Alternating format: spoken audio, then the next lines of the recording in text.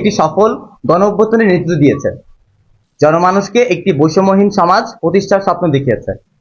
কিন্তু এই সফলতার পরবর্তীতে স্বৈরাচার পতনের মধ্য দিয়ে দৃশ্যমান হলেও পরবর্তীতে নানা ধরনের সমন্বয়হীনতার দৃশ্যমান হয়েছে।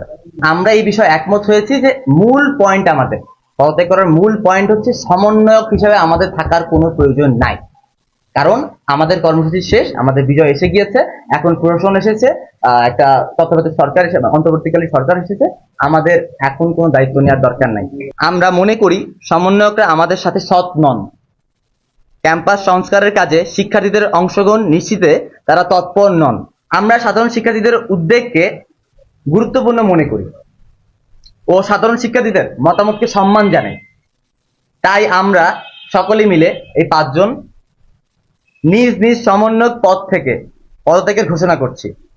আগামীতে বৈষম্য বিরোধী ছাত্র আন্দোলনের ব্যানারে যেই সকল কর্মসূচি পালন হবে তার সাথে আমাদের কোনো যোগাযোগ নেই। সাধারণ শিক্ষার্থীদের পক্ষে আমরা সবসময় ছিলাম এবং আগামীতেও থাকবো।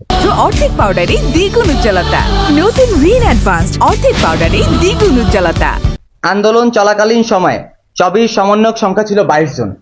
আমাদের যে লিস্ট ছিল ওখানে 22 জন ছিল, কিন্তু পরবর্তীতে আগস্ট মাসের 5 তারিখ 24 সমন্বয়ক সদস্য সংখ্যা হয় 30 জন। সমন্বয়কের কাজ হচ্ছে সমন্বয়কের সাধারণ শিক্ষার্থীদের বক্তব্য নিবে, সাধারণ শিক্ষার্থীদের সাথে বসবে, এরপর সমন্বয় করে তাদের বক্তব্য মতামত দিবে।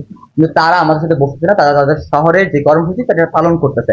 22 জনের মধ্যে মানে আমরা যারা ছিলাম তারা সবাই কোনো না কোনো থ্রুতে আমরা পরিচিত হয়েছিলাম, এবং সুমাইয়ার সাথে রাফি এবং রাসেল ভাইয়ের যেহেতু যোগাযোগ ছিল, সেহেতু যোগাযোগের দায়িত্বটা সুমাইয়া মেনটেন করতো।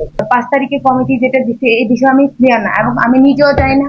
যখন রাফি এবং রাসেল ভাইকে জিজ্ঞেস করা হয়, তারা আমাকে ক্লিয়ার করছে যে না, এই কমিটি আমরাও প্রকাশ করিনি।